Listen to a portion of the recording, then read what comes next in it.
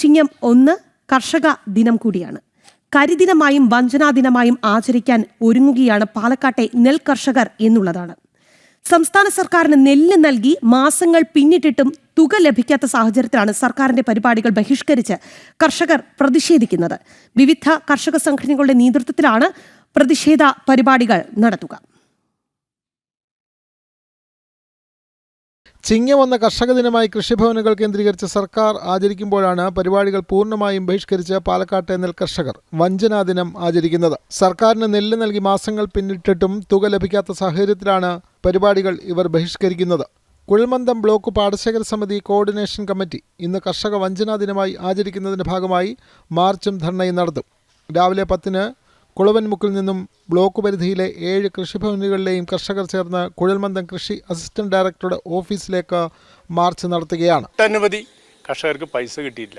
ഞങ്ങൾക്ക് പൈസ കിട്ടി മുന്നോട്ട് പോകാനില്ല. ഈ അങ്ങനെയുള്ള സാഹചര്യത്തിൽ ഈ ചിങ്ങം 1 കൃഷിഭവൻ കർഷക ദിനം ആചരിക്കുന്നത് എന്തിനാണ്? കർഷകർ ഈ ചിങ്ങം 1 കൃഷിഭവൻ നടക്കുന്ന കർഷക ദിനം ബഹിഷ്കരിക്കാനും അതിനെ ആസ്പദമാക്കി ഞങ്ങൾ കുളവൻമുക്കിൽ നിന്ന് കൃഷി അസിസ്റ്റന്റ് ഡയറക്ടർ ഓഫീസിലേക്ക് ധർണാ സമരം പ്രഖ്യാപിച്ചിട്ടുണ്ട്. പക്ഷെ ഞങ്ങൾ ഇങ്ങനെ ദ്രോഹിക്കരുത്. കാരണം ഇത്രയും സമയം ഞങ്ങൾക്ക് പിടിച്ചു നിൽക്കാനുള്ള ശേഷിയില്ലാത്തതുകൊണ്ടാണ്. അപ്പോൾ ഞങ്ങൾക്ക് എത്രയും പെട്ടെന്ന് പണം കിട്ടണം. പിന്നെ കാലാവസ്ഥ ഇൻഷുറൻസ് 2023 മുതൽ മുടങ്ങിയിരിക്കണം. കഴിഞ്ഞ 5 മാസമായി പൈസ കിട്ടിയിട്ടില്ല. അപ്പോൾ PRS വായ്പ ഗവൺമെൻറ് വായ്പ എടുക്കുന്നതിന് എന്തിന് കർഷകൻ അതിന് ഗ്യാരണ്ടി ഒപ്പിടണം എന്നുള്ളതാണ് കർഷകൻ്റെ ഒരു ചോദ്യം. കർഷക സംരക്ഷണ സമിതി കേരള കരിദിനമായാണ് ഇന്ന് ആചരിക്കുന്നത്. രാവിലെ 10-ന് പാലക്കാട് നഗരത്തിൽ 5 വിളക്കിന് സമീപം പ്രതിഷേധം സംഘടിപ്പിക്കുന്നുണ്ട്. ദേശീയ കർഷക സമാജവും സർക്കാർ പരിപാടി ബഹിഷ്കരിക്കുമെന്ന് അറിയിച്ചു കഴിഞ്ഞു. കൂടാതെ സംയുക്ത കർഷക സംഘടനകളുടെ പ്രതിഷേധം ചിറ്റൂർ മുനിസിപ്പൽ ഓഫീസിന് മുമ്പിലും നടക്കും. BJP കർഷക മോർച്ച, കർഷക സംഘം, കോൺഗ്രസിന്റെ കർഷക കോൺഗ്രസ് എന്നീ സംഘടനകളും കർഷകരുടെ പ്രതിഷേധങ്ങൾക്ക് പിന്തുണ പ്രഖ്യാപിച്ചിട്ടുണ്ട്. കൂടാതെ ഈ മാസം 20-ന് സംയുക്ത കർഷക സംഘടനകളുടെ കർഷക സമര പ്രഖ്യാപന കൺവെൻഷനും 29-ന് സെക്രട്ടേറിയറ്റിന് മുമ്പിൽ ധർണയും ഉൾപ്പെടെ സംഘടിപ്പിക്കുന്നുണ്ട്.